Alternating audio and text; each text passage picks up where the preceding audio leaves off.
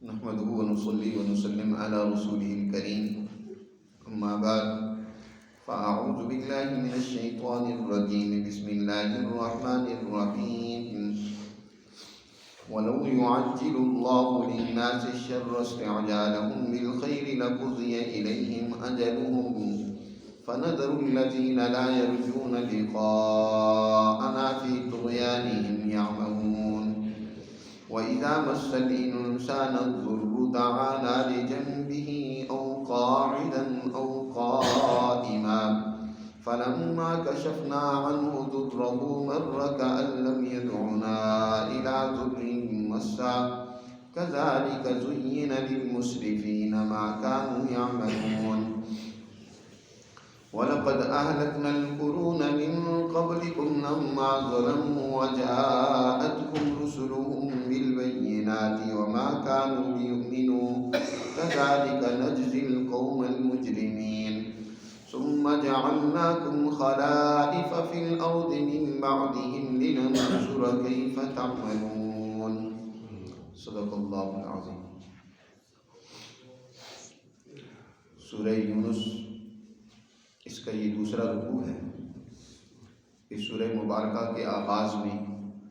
اللہ سبحانہ و تعالی نے فرمایا کہ تلک آیات الکتاب الحکیم، یہ آیتیں ہیں کتاب حکیم کی، حکمت پر مبنی یہ آیات مبارکہ ہیں۔ کتاب حکیم کی انسانیت کو حکمت و دانائی اور عقل مندی سکھلاتی ہے، یہ اس کی آیات مبارکہ ہے۔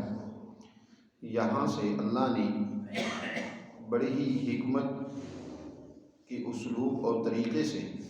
انسان کی کچھ کمزوریوں کی نشاندہی کی ہے تاکہ اسے تنبیہ ہو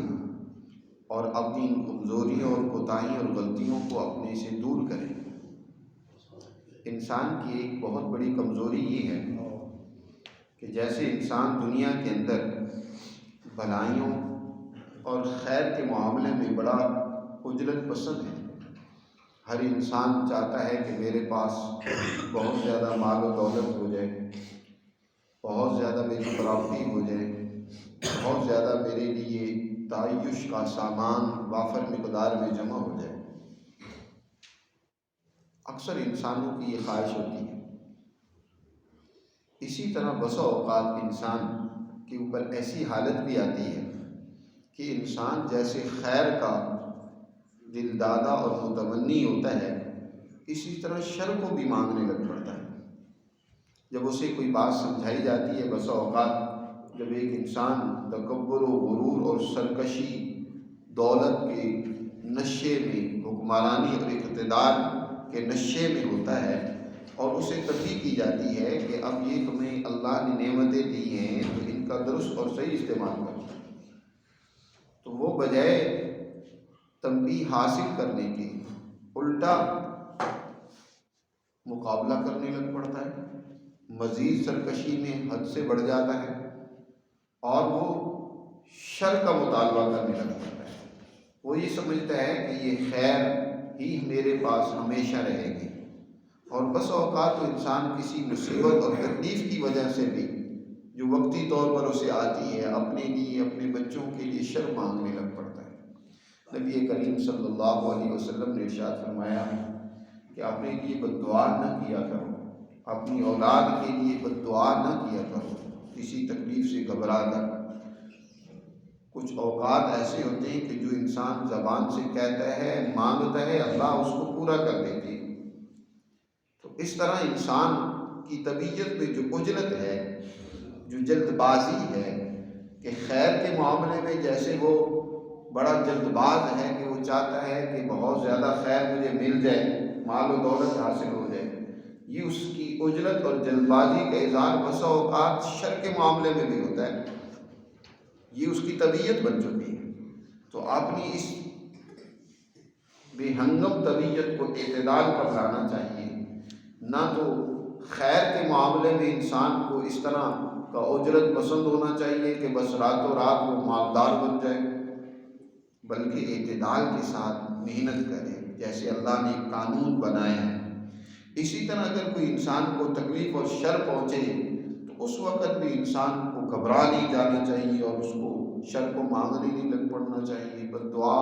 اور ہلاکت کی دعائیں. کئی لوگ تو اپنی لیے تباہی و بربادی کی دعائیں کرنے لگ پڑتے ہیں کہ ہمیں موت ہی واقع ہو جائے. تو ایسا نہیں ہونا چاہیے. یہ گویا کہ طبیعت کے اندر اطمینان نہ ہونے کی دلیل ہے. تو اپنے آپ کو اس بے اطمینانی کی زندگی سے نکالو،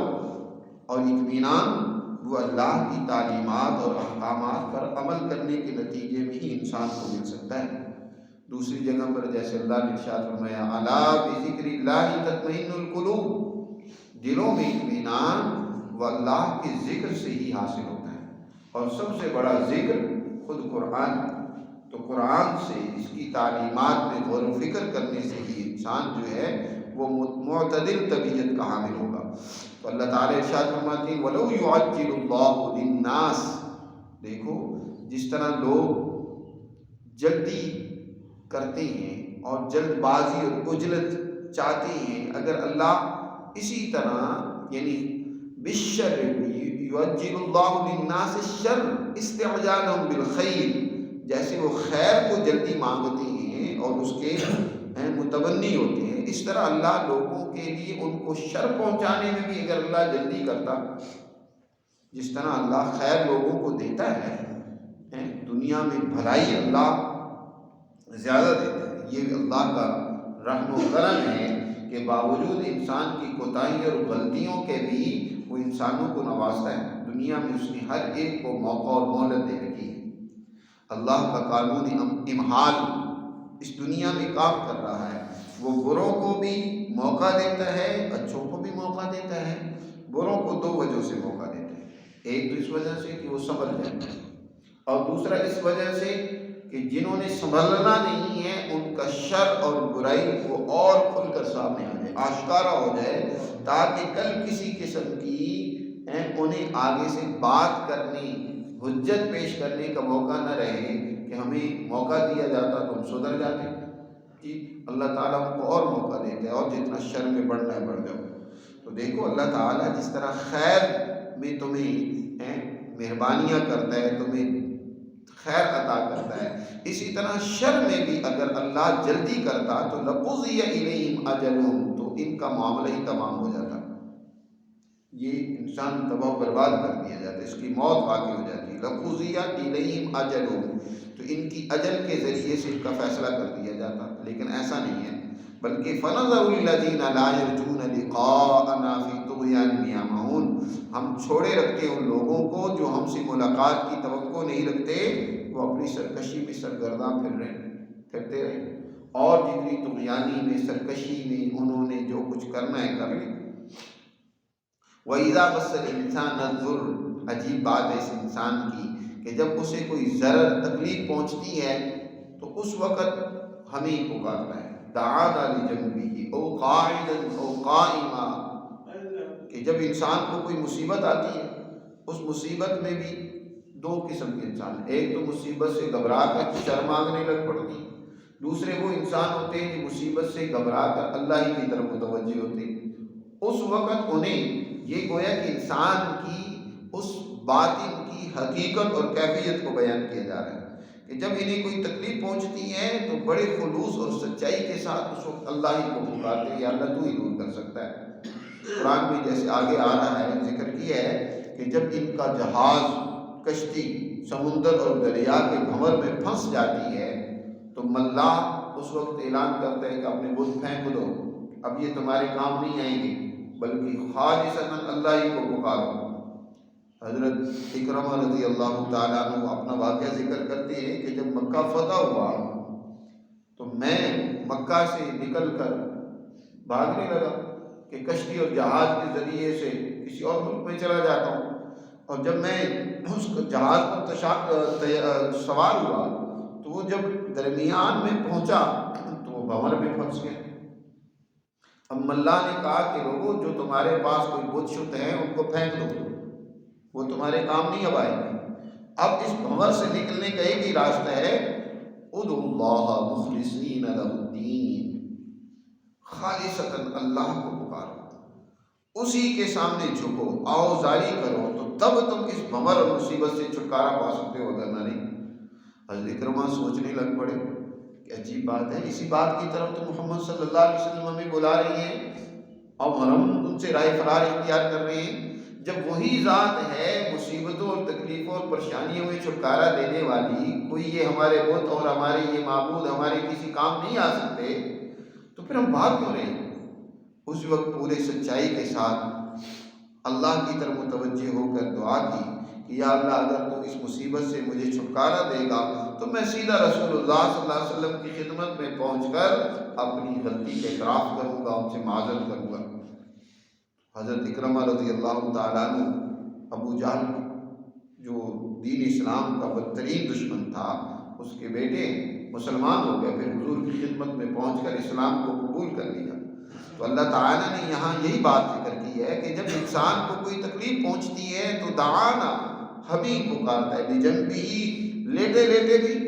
قاعداً او قاعداً او قائما، بیٹھا ہوا ہو کھڑا ہوا ہو، اس وقت پورے خلوص کے ساتھ ہمیں پکارتا ہے اور کہتا ہے کہ یا اللہ لئن انجیتنا من ہذہ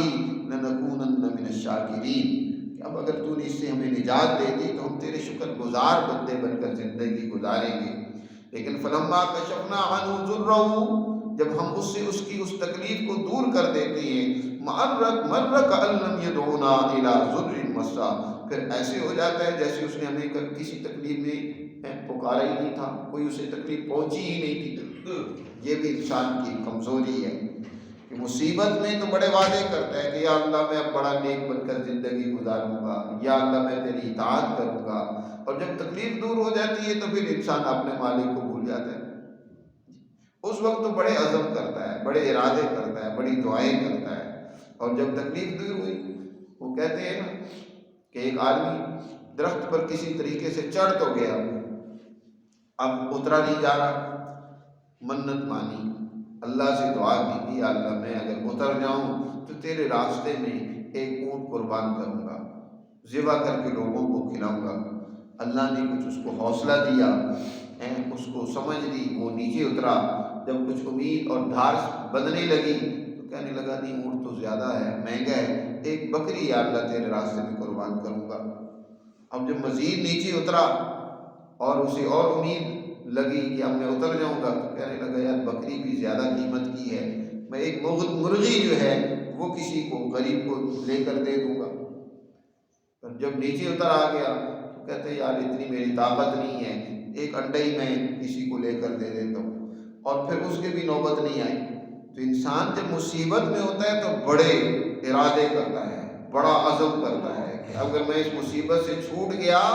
تو پھر میں خالصتاً اللہ کی اطاعت کروں گا، کبھی گناہ نہیں کروں گا۔ حالانکہ وہ بھی اس کی گناہوں کی شامت ہوتی ہے، جو انسان کو ضرر اور تکلیف پہنچتی ہے نا، وہ اس کی اپنی غلطیوں کا نتیجہ اور اثر ہوتا ہے،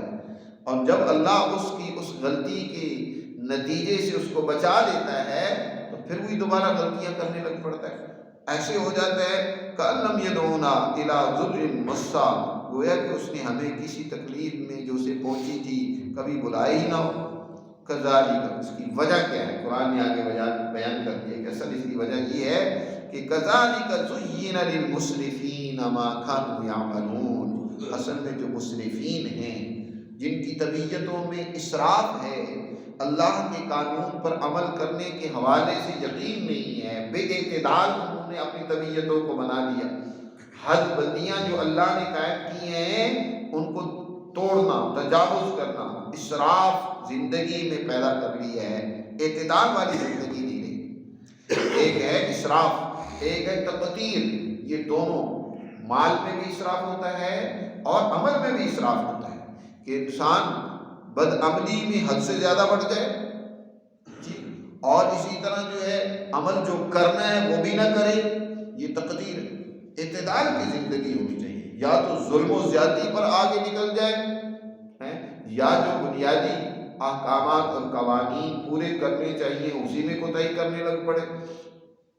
تو اصل وجہ یہ ہے کہ زین للمسرفین ما کانوا یعملون، یہ جو مسرفین ہیں، ظالم ہیں، حد سے بڑے ہوئے ہیں، ان کے اعمال ان کی نظر میں بڑے آراستہ ہو گئے ہیں، یہ ان کو بڑا اچھا سمجھتے ہیں۔ ایک وقت آیا اقتدار نہیں تھا، اقتدار کو چھین لیا، ہیں اس وقت تو بڑے اللہ کی طرف متوجہ ہوتے ہیں، روتے ہیں کہ یا اللہ اب ہمیں چھٹکارا دے دے اس مصیبت سے تو ہم تیرے بندے بن کر زندگی گزاریں گے۔ جو ہی اقتدار ملا پھر وہی حرکتیں، وہی ظلم و زیادتی، وہی بدماشی، وہی عیاشی ہیں۔ تو قرآن کہتا ہے زُيِّنَ لِلْمُسْرِفِينَ مَا كَانُوا يَعْمَلُونَ، اسی طرح مزین کر دیا گیا ہے ان لوگوں کے لیے ان کے اعمال جو حد سے تجاوز کرنے والے ہیں۔ دیکھو وَلَقَدْ أَهْلَكْنَا الْقُرُونَ مِن قَبْلِكُمْ لَمَّا ظَلَمُوا، البتہ تحقیق ہم نے بہت ساری قوموں کو تم سے پہلے جو گزر چکی ہیں، اہل مکہ کو مخاطب بنا کر قرآن سمجھا رہا ہے، اور اسی طرح تا قیامت آنے والی انسانوں کو سمجھا رہا ہے کہ تم سے پہلے کتنی قومیں ایسی گزر چکی ہیں جن کو ہم نے ان کی بدعمالیوں کی وجہ سے تباہ و برباد کر دیا۔ وَلَقَدْ أَهْلَكْنَا الْقُرُونَ مِن قَبْلِكُمْ لَمَّا ظَلَمُوا، کب کیا؟ جب انہوں نے ظلم و زیادتی کی، انہوں نے معاشرے میں فساد پیدا کیا، ہم نے ان کو تباہ و برباد کر دیا۔ کیونکہ اس دنیا میں اللہ کا قانون یہ ہے کہ رہے گا وہی جو انسانیت کے لیے مفید ہوگا۔ جو انسانیت پر ظلم کرنے لگ پڑے، نقصان اور مضر ہو جائے، آخر کار اس کے لیے شکنجہ کسا جاتا ہے۔ اللہ مہلت ضرور دیتا ہے، سمجھنے کا موقع ضرور دیتا ہے، لیکن ایک حد تک۔ جب کوئی اپنی حد کراس کر لیتا ہے، ظلم کی حدیں پار کر لیتا ہے، تو پھر اللہ تعالیٰ اس قوم کو تباہ و برباد کر دیتا ہے۔ اپنے سے پہلے قوموں کے حالات اور واقعات کو ذرا دیکھو۔ وَلَقَدْ أَهْلَكْنَا الْقُرُونَ مِن قَبْلِكُمْ، ہم نے کتنی جماعتوں کو، قوموں کو تم سے پہلے ہلاک کیا، لَمَّا ظَلَمُوا، جب انہوں نے ظلم و زیادتی کا راستہ اختیار کیا، وَجَاءَتْهُمْ رُسُلُهُم بِالْبَيِّنَاتِ، ان کے پاس رسول واضح تعلیمات بھی لے کر آئے، وَمَا كَانُوا لِيُؤْمِنُوا، لیکن وہ نہیں تھے سمجھنے اور ماننے والے، وہ اپنے رسولوں کی بات کو سمجھنے والے نہیں تھے، ان کو مانتے، ان پر ایمان لے آتے۔ تو پھر کیا ہوا؟ ہم نے ان کو ہلاک کر دیا۔ كَذَلِكَ نَجْزِي الْقَوْمَ الْمُجْرِمِينَ، اور یہ صرف انہی کے لیے نہیں تھا، بلکہ جو بھی مجرم قوم ہوتی ہے ہم اس کو یوں ہی سزا دیتے ہیں۔ جو بھی دنیا میں جرم کرے گی، ظلم کرے گی، بے انصافی کرے گی، دنیا میں فساد پیدا کرے گی، تو وہ قوم تباہ و برباد کر دی جاتی ہے۔ كَذَلِكَ نَجْزِي الْقَوْمَ الْمُجْرِمِينَ۔ آج ذرا دیکھیں ہم بھی، ہم کہاں کھڑے ہیں؟ آج پاکستان اسی غلط راستے پر چل رہا ہے۔ آپ کی عدالتیں بے انصافی، ظلم، بدماشی کر رہی ہیں، انصاف نہیں کر رہی ہیں۔ آپ کے حکمران عیاشیاں کر رہے ہیں، آپ کے حکمران وہ اپنے مفادات کے لیے لوٹ مار کرتے ہیں اور کیا کچھ ظلم و زیادتیاں کرتے ہیں۔ عوام کے اوپر کس طرح کی آج حالت زار کی جا رہی ہے، مشکل حالات پیدا کیے جا رہے ہیں، لیکن انہیں سمجھ نہیں آ رہی۔ ایسے لوگوں کی قرآن تنبیہ کر رہا ہے کہ ایسے مجرموں کی سزا انتظار کر رہی ہے، ہم انہیں ضرور سزا دیں گے۔ كَذَلِكَ نَجْزِي الْقَوْمَ الْمُجْرِمِينَ، دنیا میں بھی اللہ مجرموں کو ضرور سزا دیتے ہیں، کل قیامت کے دن بھی ملے گی، وہ تو سزا بہت بڑی ہوگی، لیکن دنیا میں بھی ہم قوموں کو تم سے پہلی قوموں کو تباہ و برباد کیا، اور اسی طرح جو مجرم قومیں ہوں گی ہم ان کو سزا دیں گے۔ پھر دیکھو ثم جعلناکم خلائف فی الارض من بعدہم، ان قوموں کے بعد زمین میں تمہیں ان کا جانشین اور خلیفہ بنایا، اب تم ان کی جگہ پر کام کر رہے ہو۔ ہم لننظر کیف تعملون، ہم دیکھ رہے ہیں کہ تم کیسے کام کرتے ہو، تم کیا کر رہے ہو، اللہ دیکھ رہا ہے اس وقت تمہاری کیا حرکتیں ہیں، کیا تم کام کر رہے ہو، کس طرح کے فیصلے کر رہے ہو، اللہ کی نظر سے اوجھل نہیں ہے، وہ دیکھ رہا ہے۔ تو تم بھی اگر اسی طرح کی خرابیاں پیدا کر رہے ہو تو پھر اللہ کے عذاب کا انتظار کرو۔ تو ان آیات مبارکہ میں اللہ نے بڑی ہی حکیمانہ انداز میں انسان کی ان کمزوریوں کو واضح کی ہے، جس کی بنیاد پر وہ دنیا میں ظلم و زیادتی، بدماشی اور خرابی اور گناہ میں حد سے زیادہ بڑھ جاتا ہے۔ انسان سمجھدار ہوئی ہے، عقل مند ہوئی ہے جو انسان اللہ کی تعلیمات سے رہنمائی لیتا ہے،